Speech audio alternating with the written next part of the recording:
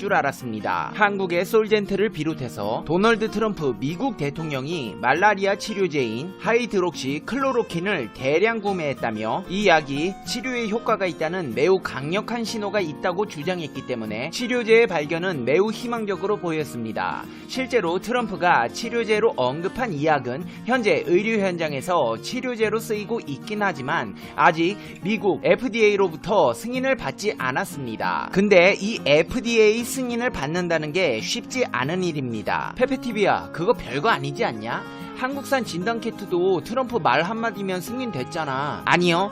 외교부에서 국산 진단키트 생산업체 3곳의 제품이 미 FDA 긴급 사용 승인 절차상 사전 승인을 획득했다고 밝혔었는데요. 이 사전 승인이라는 단어가 문제가 되기도 했습니다. 일부 언론은 외교부가 우리나라 진단키트와 관련해 가짜 뉴스를 배포했다고 보도하기도 했습니다. 긴급 사용 승인 자체가 말 그대로 정식 절차가 아닌 긴급 상황을 위한 승인인데 이를 또 사전 승인했다는 것은 앞뒤가 맞지 않다는 말이었습니다. 한마디로 FDA 긴급 상황을 위한 승인은 되었을지 몰라도 정식 승인은 어렵다는 것입니다. 그럼 이거 치료제 대체 언제 나오는 것일까요?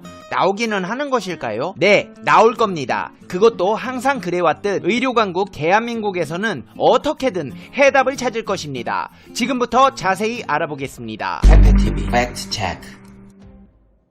이번 사태의 치료제 후보물질로 가장 큰 기대를 모았던 렘데시비르가 최근 임상시험에 실패했다는 소식이 전해졌습니다. 전문가들은 아직 제약업체들이 치료제 백신 개발에 뛰어든 초기 단계지만 실제로 신약 개발이 이뤄지기까지는 숱한 실패 사례가 등장하게 될 것이라고 전망합니다. 실제로 세계보건기구에 보고서 초안을 입수했다고 보도한 영국 파이낸셜 타임즈는 미국 길리어드 사이언스사가 중국에서 진행한 렘데시비르 1단계 임상시험의 결과가 담긴 보고서를 공개했습니다. 보고서에 따르면 임상시험에 참여한 237명의 환자 중 158명에게 이 약을 투여한 다음 나머지 투여를 하지 않은 79명과 비교한 결과 환자의 상태를 호전시키거나 혈류에서 병원체를 감소시키지 않았다. 투여한 환자들의 치사율 역시 13.9%로 나타나 위약을 받은 환자들의 치사율인 12.8%보다 오히려 더 높았다. 심지어 투여 환자 가운데 18명에게는 심각한 부작용까지 나타난 것으로 전해졌습니다. 미국 질병통제예방센터에서도 임상시험을 진행했는데 환자 3명에게 렘데시비르를 투여한 결과 모두 메스꺼움, 구토, 위마비, 직장출혈 증상이 나타났고 간 손상 등의 부작용도 보였습니다. 정식 출판 전 논문을 사전 게재하는 바이오 아카이브 사이트에서도 실험쥐에게 렘데시비르의 생식 독성을 평가한 결과 남성의 고환 독성을 유발할 수 있는 것으로 나타났다는 연구 결과가 게재되었습니다. 이번 결과는 정말 실망스럽지 않을 수가 없는데요. 새로운 치료제를 개발하려면 막대한 비용과 시간이 소요되는 만큼 기존의 약물을 임상시험을 통해 신약 재창출을 한다는 의미에서 많은 기대를 모으고 있었습니다. 신약 재창출 후보물질 중 클로로킨과 칼레트라에 대한 부정적인 연구 결과가 나온 것에 이어 전 세계적으로 가장 많은 기대를 모았던 렘데시비르마저 임상시험 실패 소식이 나오자 실망감이 커지면서 제약사인 길리어드의 주가마저 급락한 모습을 보였습니다. 그러나 미국 제약회사 길리어드 사이언스는 WHO의 문서가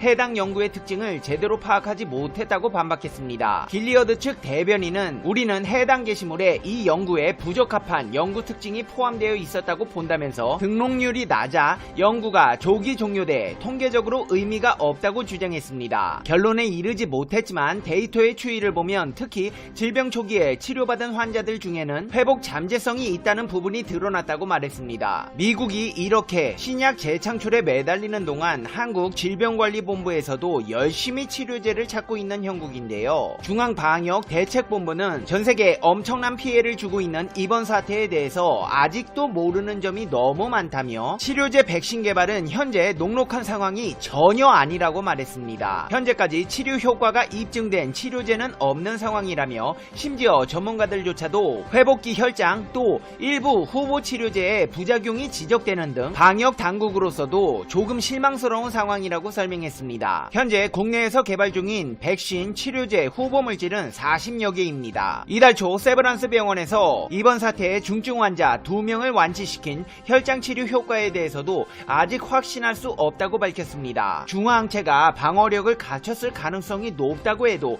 확실한 상황은 아니라며 이 항체가 얼마나 지속될지 감염된 후 얼마나 형성되는지 아직 정확하게 알지 못한다고 했습니다. 이렇듯 치료제가 상용화되기까지는 쉽지 않은 여정입니다. 바이오 기업과 글로벌 제약사를 중심으로 약을 개발하기 위한 행보가 빨라지면서 이른 시일 내에 치료제와 백신이 나올 것이라는 기대를 했지만 잦은 중간 성과 발표와 대중의 열망이 만나 빚은 착시일 뿐 치료제와 백신 개발까지는 아직 시간이 필요합니다. 전문가들은 치료제와 백신은 안전성이 최우선이기 때문에 시간이 더 걸려도 제대로 임상시험을 거친 뒤 출시해야 몸 안에 독을 붓는 우를 범하지 않을 것이라고 지적합니다. 그렇다면 치료약은 언제 나올까요? 감염을 예방하는 백신보다는 훨씬 빠르게 개발될 것입니다. 의사들은 이미 안전이 입증된 약물을 테스트하는 반면 백신 연구자는 백지 상태에서 시작하기 때문입니다. 전문가들은 사실 약 3,000개의 신약 후보 물질 가운데 한 가지 정도만 신약 승인 관문을 최종적으로 통과할 수 있을 정도로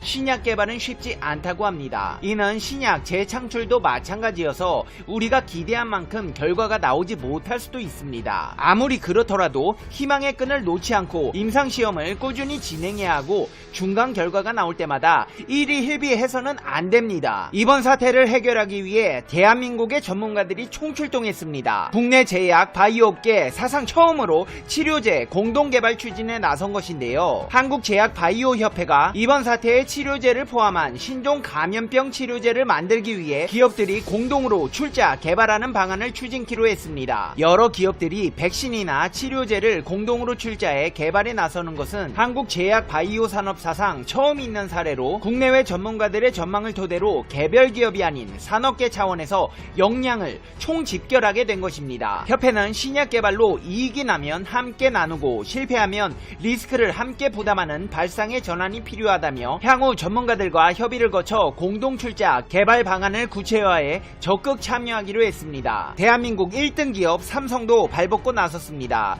삼성 바이오로직스는 미국 VIR 바이오테크놀로지와 약 4,400억 원 규모의 이번 사태 치료제 위탁 생산 확정 의향서를 체결했다고 밝혔습니다. 이번 계약은 삼성 바이오로직스가 2016년 상장한 이후 단일 공시 기준 최대 계약 금액입니다. VIR은 미국 샌프란시스코에 위치한 감염성 질환 백신 및 치료제 개발 기업으로 현재 이번 사태 치료를 위한 단일 클론 항체를 개발하고 있습니다. 삼성 바이오로직스가 이번에 생산 계약한 VIR 후보 물질은 코비드19 중화항체로 이 물질은 바이러스가 숙주세포로 침입하는 데 사용하는 스파이크 단백질에 결합해 바이러스를 무력화시킵니다. 한국 파스테르 연구소도 눈여겨봐야 합니다. 미국 식품의약국 FDA 승인을 받은 1,500개 이상 물질을 대상으로 세포 실험을 통해 이번 바이러스에 효과가 있는 24개 약물을 스크리닝했기 때문입니다. 약물 재창출 방식을 택한 이유는 새로운 물질을 찾는 것보다 개발 기간을 획기적으로 단축시킬 수 있기 때문입니다. 24개 약물 중 연구소는 구충제 성분의 니클로사마이드로 임상을 진행할 계획입니다. 니클로사마이드를 선택한 이유는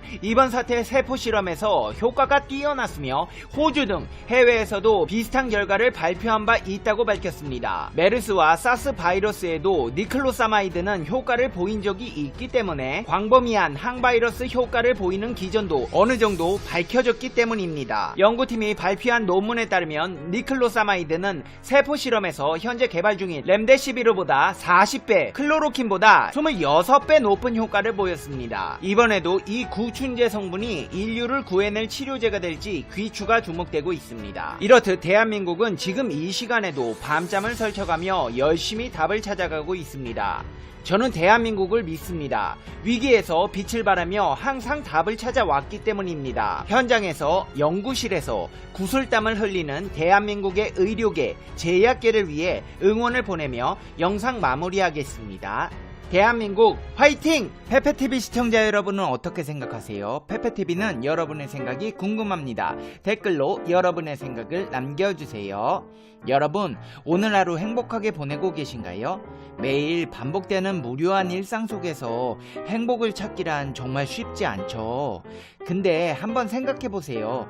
우리 어렸을 때는 가진 거 없어도 친구랑 술래잡기만 해도 행복했잖아요. 그 쉽지 않은 일을 어렸을 때는 어떻게 했을까요? 쉽지 않은 게 아니라 쉬운 걸 어렵게 하려고 하니까 어려운 게 아닐까요? 오늘 하루에 한 번만이라도 하고 싶은 거, 먹고 싶은 거, 사고 싶은 거 한 번씩 이루어 보세요. 어렸을 때도 매일 해내던 행복이라는 감정들을 지금은 왜 느끼지 못하겠습니까?